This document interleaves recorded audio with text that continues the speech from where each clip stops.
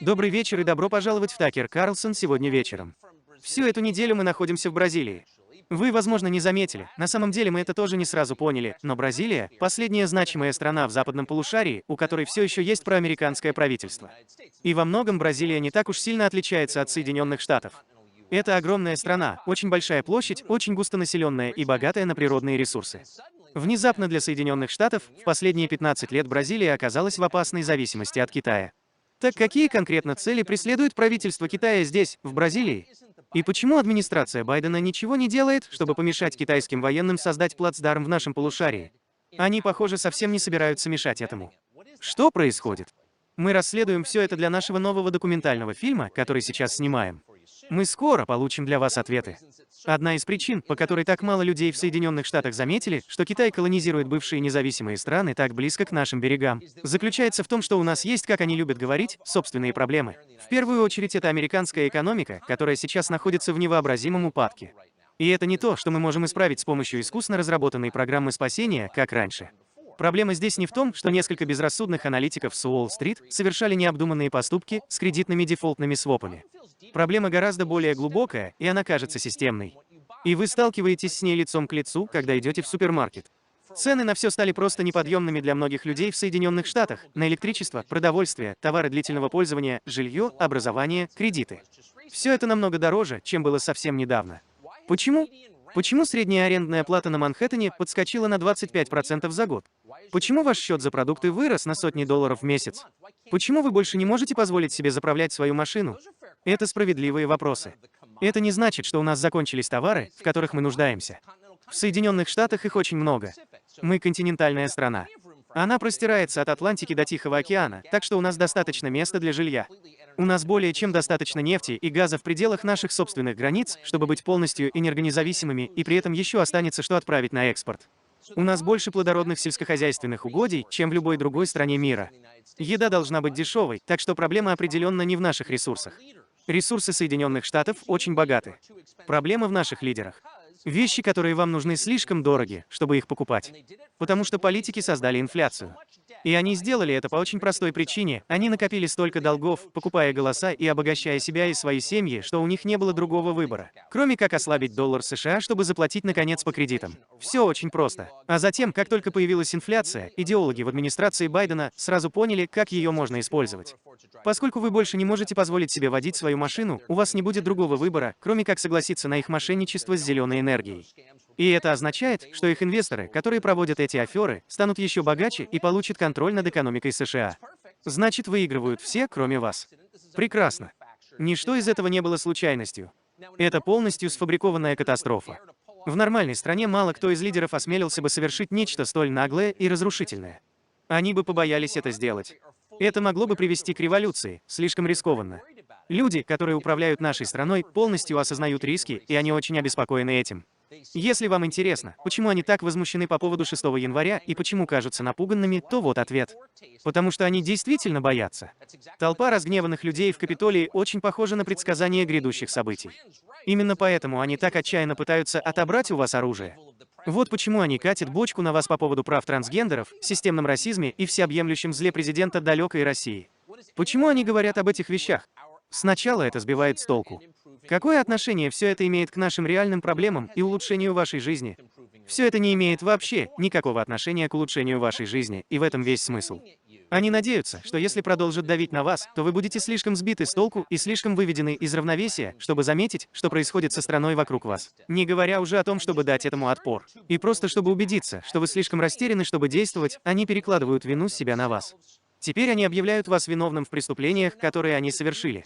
Вы видели, как это происходит с экономикой? Сначала вам сказали, что инфляция не настоящая, вы видите ее, но ее на самом деле нет. Потом они объяснили, что инфляция все-таки существует, но это хорошо, потому что вы этого заслуживаете. Вы заслуживаете того, чтобы платить больше за то, что вы покупаете. Почему? Потому что вы слишком многого хотите. Вы самая избалованная в мире стервотина. Вы ожидали, что будете есть мясо на ужин и брать ежегодный отпуск на коммерческих авиалайнерах, которые вылетали вовремя. О чем вы думали? Вы рассчитывали заправить свой бак или купить лист фанеры менее чем за 75 баксов? Да у вас с головой не все в порядке. Вы ожидали, что сможете отправить своих детей в государственные школы, за которые вы платите, в надежде, что они смогут чему-то научиться? Вы думали, что на заработанные деньги сможете загрузить до краев свою машину продуктами, и при этом вас еще и не застрелят, когда будут грабить на парковке? Вы воображали, что могли бы жить в стране, похожей на то место, где вы выросли, где люди говорят по-английски, не выбрасывают мусор в окно и не курят фентанил на тротуаре. Но оказывается, вы ожидали слишком многого, и это ваша вина. В Нигерии все это нормально, так что перестаньте ныть и ешьте своих жуков. Агентство Bloomberg News действительно написало об этом колонку. Их рекомендация была такова: если вы хотите сэкономить деньги, пусть ваша собака умрет. Серьезно, они действительно так сказали, и они действительно это имели в виду. Но, по-видимому, вы слишком любите свою собаку, чтобы экономить таким образом. Теперь они пошли еще дальше. Теперь они говорят вам, что вы не можете иметь ту единственную вещь, которую большинство людей хотят больше всего на свете. Единственное, чего биологический инстинкт заставляет всех нас хотеть. Это дети. Самый надежный источник смысла и радости в человеческом существовании. Семья сейчас недосягаема для американского среднего класса, и вы должны признать это. Вы должны принять это. Наша экономика больше не может содержать вашу семью, извините. На самом деле я неверно выразился. Они не извиняются. Им и в голову не придет извиняться за это или за что-то еще. То, что они хотят сделать, это заставить вас отказаться от ваших нереалистичных ожиданий. И это то, что MSNBC делал все эти выходные. Смотрите. Сколько стоит родить ребенка для вашего здоровья и для вашего бюджета, и, кстати, не только вашего, но и для бюджета штата? В этой стране многие экономисты и социологи говорят нам, что экономические последствия ограничений на аборты разрушительны как для отдельных людей, так и для общества в целом. По данным Института исследований женской политики, на национальном уровне ограничения на аборты обходятся в 105 миллиардов долларов в год, потому что в основном это снижает количество работоспособных женщин и снижает заработную плату. Оказывается, многие экономисты и социологи пришли к выводу, что заводить детей – это эгоистично и слишком дорого. И это ваша вина. Так что отбросьте свои ожидания от того, что у вас когда-нибудь будет семья. Спасибо, что просветили нас, MSNBC. Джо Линг Кент заметил, что никто на MSNBC никогда не обвиняет сильных мира сего в том, что происходит. Очевидно, правительство США не играло никакой роли в снижении количества работающих людей, скажем, путем поломки всей экономики США и увольнения всех, кто не вакцинировался, или превращения городов в зоны военных действий, или девальвации доллара США. Ничего из этого на самом деле не произошло. Это не их вина. Уолл-стрит и ФРС ни в чем не виноваты. Проблема в вас. Проблема в том, что вы эгоистично хотите иметь детей. А дети вредны для ВВП. Все крупные корпорации теперь согласны с этим. Теперь все они против размножения человека. Посмотрите. Другой важный финансовый вопрос заключается в том, может ли родитель, собирающийся рожать, путешествовать и работает ли он в правильной компании. Все большему количеству людей, которых мы видим, придется полагаться на финансовую поддержку своего работодателя, чтобы пройти этот путь. Например, Dick's Sporting Goods сообщил нам, что они обещают $4000 любому сотруднику или члену их семьи, чтобы они могли сделать аборт.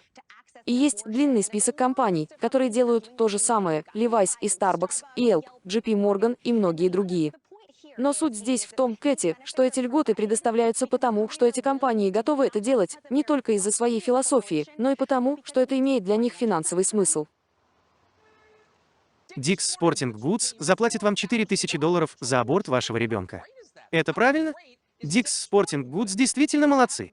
У вас мог бы быть ребенок, они дают вам 4000, чтобы он у вас не появился. И, как только что сказала нам Джой Линг Кент, это имеет финансовую выгоду для корпоративной Америки. Да, это так. Спасибо, MSNBC. Мы потеряли наш калькулятор и не смогли посчитать. А вот компании посчитали, и они предпочли работницам $4000 за каждый сделанный ими аборт. Это дешевле, чем оплачивать счета, скажем, за отпуск по уходу за ребенком или добавлять новых иждивенцев в план медицинского обслуживания компании. Дети стоят дорого. Избавиться от них намного дешевле, заключил отдел кадров Dick's Sporting Goods. Но имейте в виду, это очень прогрессивное движение. Когда вам приходится подкупать сотрудников, чтобы они не заводили собственную семью, на самом деле вы освобождаете их. Если вы сомневаетесь в этом, вот представитель корпоративной Америки Эндрю Росс Соркин из MSNBC с сообщением. Настоящая проблема будет для небольших компаний, которые не могут себе этого позволить, и для сотрудников тех компаний, которые не могут получить доступ к аборту таким образом. Это будет история о двух мирах. Если вы сегодня работаете в американской компании из списка Fortune 500, вы вполне можете получить этот вид медицинского обслуживания в качестве пособия. Небольшие компании не могут себе этого позволить. Я задал вопрос на выходных многим руководителям и генеральным директорам по этому поводу. Вы бы покинули штат. Вы бы покинули штат, если бы в нем был принят новый триггерный закон. Ответ.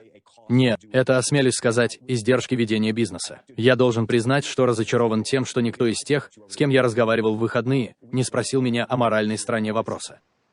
Да, очень обидно, что не все компании платят своим сотрудникам за то, чтобы они убивали своих нерожденных детей. На самом деле это они нас так любят. Потому что, когда вы любите кого-то, ваша главная забота заключается в том, чтобы они никогда не размножались, чтобы они никогда не создавали больше таких же людей. Это признак любви и заботы, по словам Эндрю Росса Соркина. Это не омерзительно и не жутко. Успокойтесь, подавите свои рвотные рефлексы. Корпорации в Штатах, которые запрещают аборты, неэтичны. Руководители этих компаний аморальны, потому что они не платят за аборты. Эндрю Росс Соркин осуждает их. Вы знаете, он не осуждает свою подругу Дженни Йеллен. Так вот, Дженни Йеллен не безупречна. Она годами лгала американцам об инфляции, которую сама же и создала. Она в одиночку разрушила нашу экономику больше, чем любой другой одинокий американец. Но это не проблема для Эндрю Росса Соркина. Это не значит, что она не платила за аборты своих сотрудников. Мы цитируем: «Вы знаете, Джанет Йеллен на политической работе просто хотела немного подогреть экономику». Это то, что недавно сказал Соркин. И под словом «подогреть» он, очевидно, имел в виду уничтожить ее и сделать доллар США бесполезным. Просто небольшая ошибка. Это не имеет большого значения. Это не аморально. Вы стали бедным в результате одной маленькой ошибочки. Не волнуйтесь, Джанет Йеллен никогда даже не думала извиняться за это. Нет. Она говорит вам, что теперь, когда вы бедны, заткнитесь и сделайте аборт, потому что времена тяжелые, и вам нужно вернуться к работе. Идет война. Исполняйте свой долг. Я считаю, что отмена права женщины решать, когда и стоит ли заводить детей, будет иметь очень разрушительные последствия для экономики и отбросит женщин на десятилетия назад. Да, это очень вредно для экономики. Иметь детей, создавать новую жизнь. Это Америка, которую Джанет Йеллен создала с помощью своих друзей в средствах массовой информации. Вы не можете позволить себе жениться, купить дом или завести детей, не говоря уже о том, чтобы содержать самостоятельно семью с двумя родителями на один доход. Как это делало каждое поколение американцев на протяжении сотен лет в этой стране. Но для вас все это невозможно, это только для людей с частным капиталом. Только такие люди, как Джанет Йеллен и Эндрю Росс Соркин, теперь могут позволить себе нормальные семьи. Но для вас все совсем иначе.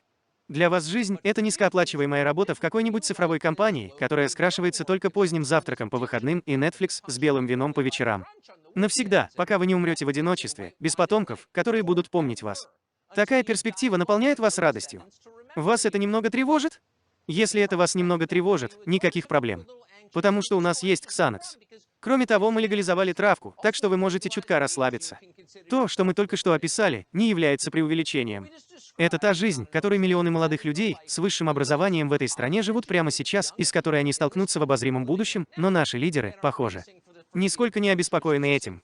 Они не видят духовного кризиса в Америке или всплеска самоубийств на почве отсутствия смысла жизни.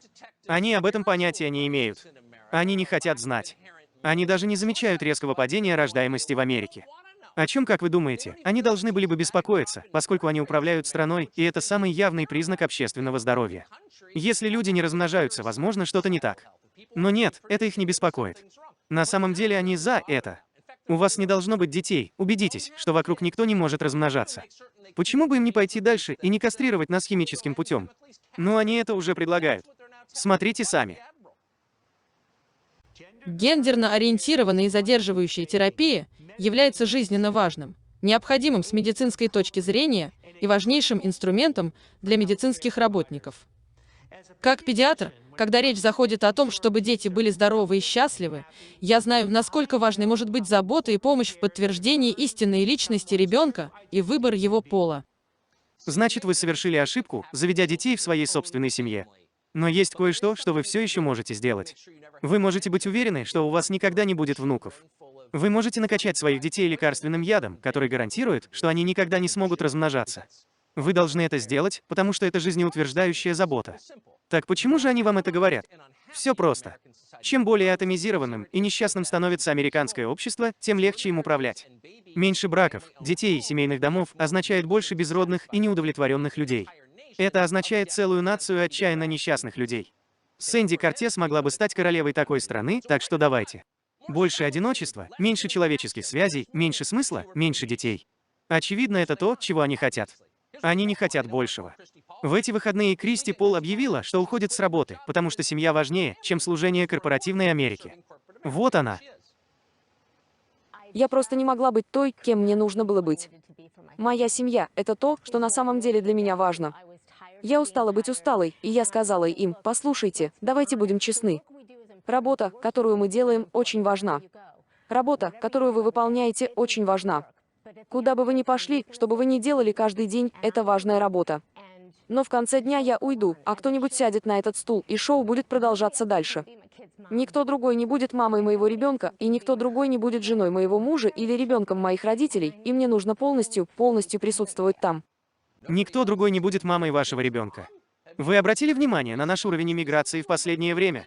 Мы привели в страну кучу людей, которые могут быть мамой вашего ребенка. Кстати, разве вы не должны работать на Facebook? Выполняйте свой долг. Это то, что мы говорим молодым людям. Мы говорим вам, что не собираемся делать ничего, чтобы облегчить вам рождение собственных детей или помочь вам с созданием вашей собственной семьи. Потому что семьи созданы для богатых, а не бедных. Семьи — это для технологических магнатов в Напе. У них куча детей. И для гаитян, сгрудившихся под мостами на границе в Южном Техасе, у них тоже куча детей. Но для вас, американцы среднего класса, извините, ваши самые сокровенные желания далеко недосягаемы. Ситибанк заплатит вам за то, чтобы вы не размножались, чтобы у вас оставался кредит в вашем банке. Если вам не посчастливится работать в Ситибанк, Сэнди Кортес вмешается и впервые в своей жизни что-то построит. В этом случае она построит финансируемые правительством лагеря для абортов на федеральной земле, просто чтобы убедиться, что вам никогда не придется испытывать бремя содержания собственного ребенка или быть безоговорочно любимым своими собственными детьми. Вы свободны. Теперь давайте отпразднуем это поздним завтраком. Вы должны задаться вопросом, сколько времени прошло до того, как демократы поддержали закон о бесплатной раздаче кошек молодым людям в городах, взамен у семей, которых они больше не могут иметь. Они раздают их вместе с запасами воды. Вам не нужно думать об этом. Мы наконец-то видим, как выглядит их утопия. Надеюсь, теперь вы чувствуете себя лучше.